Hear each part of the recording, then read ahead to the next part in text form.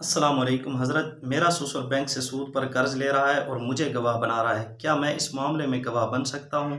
अगर मैं गवाह नहीं बनता तो कहीं मैं रिश्तेदारी को तोड़ने वाला तो शुमार नहीं होगा। लिहाजा कुरान और हदीस की रोशनी में मेरी रहनुमाई फरमाएं। शुक्रिया। प्यारे भाई, पहले नंबर पर तो मैं आपको यही मशवरा दूंगा कि आप अपने ससुर की हेल्प करें, और हेल्प करने की दो सूरतें हैं।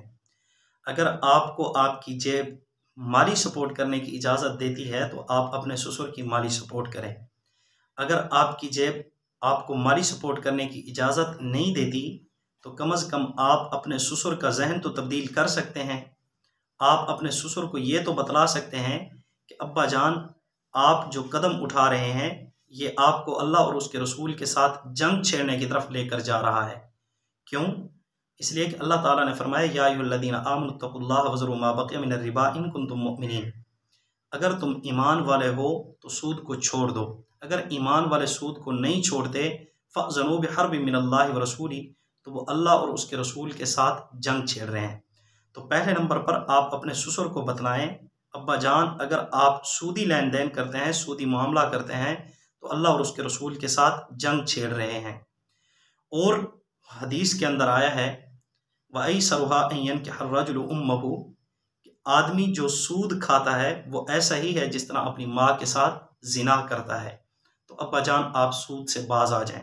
अगर वो फिर भी बाज नहीं आते, अगर आपके बतलाने से वो मुंह बना लेते हैं और आपसे बोलचाल छोड़ने की कोशिश करते हैं, तो फिर आपको भी गवाही देने की ज़रूरत नहीं है। फिर अल्लाह ताला फरमाते हैं, ला तावनु अलल इस्मि वल उद्वान, मासियत के कामों में किसी की कोई सपोर्ट हम नहीं कर सकते। और हुजूर ने फरमाया, ला ताअत लिमखलूकिन फी मासियतिल खालिक, खालिक की नाफरमानी में मखलूक की कोई फर्मा बरदारी नहीं है। ये तो ससुर बाप है। अगर हकीकी बाप भी सूदी मामले के अंदर आपको गवाह बनाना चाहता है तो हम उस सूरत में भी बाप के गवाह नहीं बन सकते, क्योंकि मुस्लिम शरीफ के अंदर हुजूर का फरमान है, हज़रत जाबिर रज़ी अल्लाह ताला अन्हु जिसके रावी हैं, हुजूर ने फरमाया, सूद खाने वाला, खिलाने वाला, सूद के मामले को लिखने वाला और सूदी मामले का गवाह बनने वाला, चारों पर लानत फरमाई है। तो अब हम अपने आप को क्यों मलून बनाएं?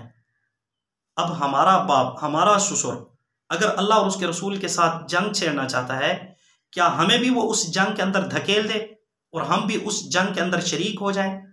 तो लिहाजा हम इस जंग के अंदर शरीक नहीं होना चाहते और आपको भी शरीक होने की इजाज़त नहीं है। अगर आप गवाह नहीं बनते तो आप रिश्तेदारी को ख़त्म करने वाले नहीं हैं, बल्कि आप अच्छे मुसलमान हैं। आप खालिक के फरमाबरदार बंदों में शामिल हो रहे हैं अगर आप गवाह नहीं बनते। ठीक है भाई, आपको तो नाराज़ हम कर सकते हैं, लेकिन अल्लाह ताला को हम नाराज़ नहीं कर सकते।